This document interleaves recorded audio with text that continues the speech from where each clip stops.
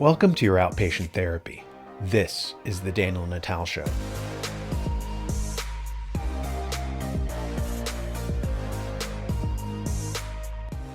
Recently, the White House came under fire when America officially entered a recession, and to stave off the political consequences of economic mismanagement, the regime changed the definition of recession.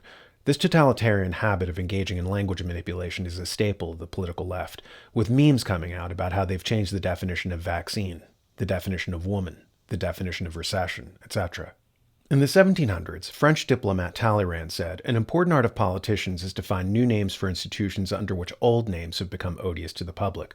This is, of course, why in the 1990s, liberals rebranded as progressives. It's why the New World Order rebranded as the Fourth Industrial Revolution, then the Great Reset, then Build Back Better, and now their new term, Trivergence. Another name that became odious to the public was propaganda, which is why around 1920, Edward Bernays rebranded it as public relations.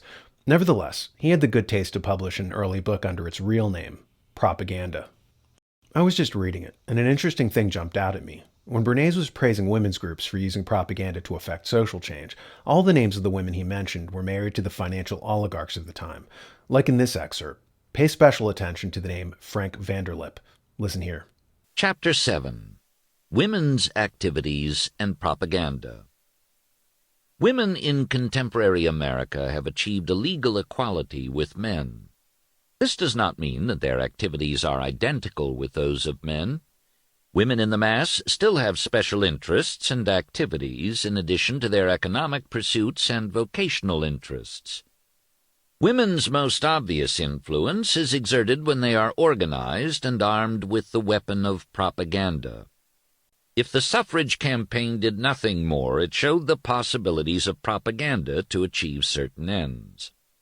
This propaganda today is being utilized by women to achieve their programs in Washington and in the States.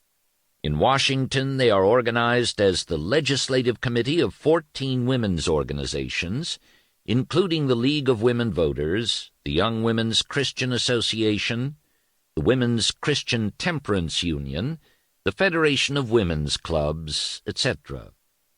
These organizations map out a legislative program and then use the modern technique of propaganda to make this legislative program actually pass into the law of the land.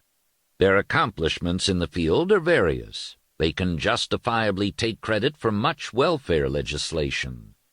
The 8-hour day is theirs. Undoubtedly, prohibition and its enforcement are theirs, if they can be considered an accomplishment. So is the Shepard-Towner bill, which stipulates support by the central government of maternity welfare in the state governments. This bill would not have passed had it not been for the political prescience and sagacity of women like Mrs. Vanderlip and Mrs. Mitchell. Secondly, the routing over into peacetime activities of the many prominent women who were in the suffrage campaigns and who also devoted themselves to the important drives and mass influence movements during the war. Such women as Mrs. Frank Vanderlip, Alice Ames Winter, Mrs. Henry Moskowitz, Mrs. Florence Kelly, Mrs. John Blair, Mrs. O.H.P. Belmont, Doris Stevens, Alice Paul come to mind. Mrs. Frank Vanderlip was mentioned twice in that excerpt. So, who's her husband, Frank Vanderlip?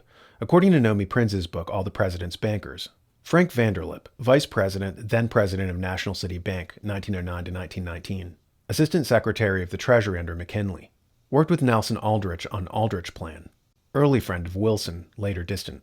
She adds, attendees at the Jekyll Island meeting in 1910, where the Aldrich Plan, Federal Reserve Corps, was created. Nelson Aldrich, Rhode Island senator, allied with J.P. Morgan, the Rockefellers, and President Taft.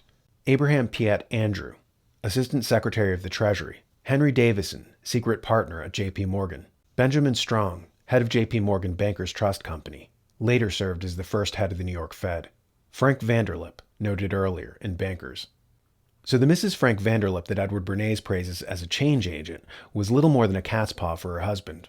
In fact, all the women that he mentioned were. Consider another name that he cited glowingly, Mrs. O.H.P. Belmont.